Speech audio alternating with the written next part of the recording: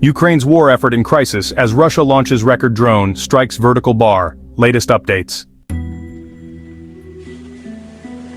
Since September, Kyiv has endured nightly Russian drone attacks, with only one exception. Millions of residents in Ukraine's capital have faced the nightly wail of air raid sirens and sought shelter. Just last week alone, sirens blared for over 43 hours.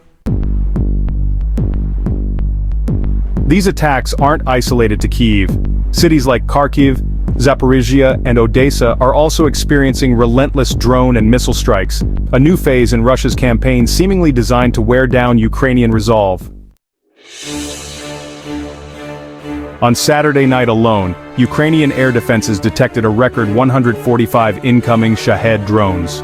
While many were intercepted, the constant barrage is taking a toll on the lives and morale of Ukrainians. Residents describe the growing toll of this war. Viktoria Kovalchuk, a mother in Kyiv, shared how her young son Teo, only 6 years old, is now in a constant state of anxiety. Each night, they shelter in their bathroom or the basement, often unable to sleep. Businesses too are suffering. Maxim, a restaurant owner, faced over $10,000 in damage after debris pierced his roof. Yet, he remains determined, promising to rebuild and continue.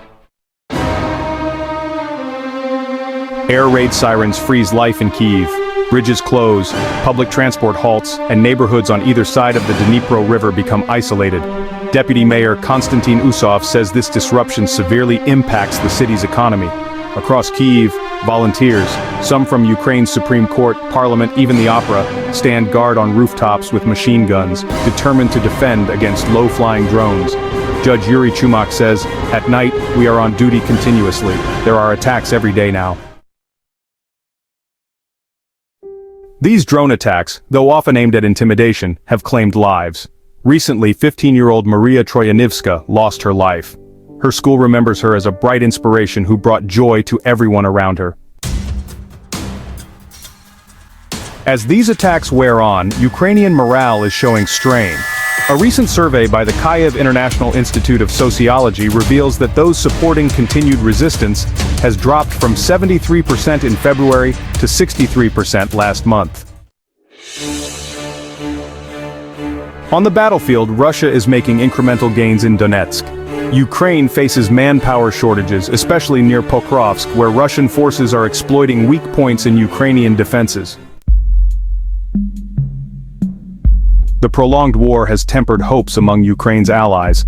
Analysts, like Rim Montaz from the Carnegie Endowment, are suggesting negotiations as a path forward, even if it means accepting temporary losses of territory. U.S. Defense Secretary Lloyd Austin has emphasized that no single weapon or capability will decisively change the course of the war, highlighting instead the importance of Ukraine's combined military efforts. Ukrainian officials remain steadfast. Foreign Minister Andriy Sybiha recently expressed confidence in a just peace, emphasizing the importance of securing Ukrainian sovereignty and stopping Russian aggression. Russia's goals remain clear. It seeks control over 4 eastern and southern regions of Ukraine. Yet, for peace to be a viable option, analysts suggest Ukraine would need to stabilize the front and reinforce its defenses.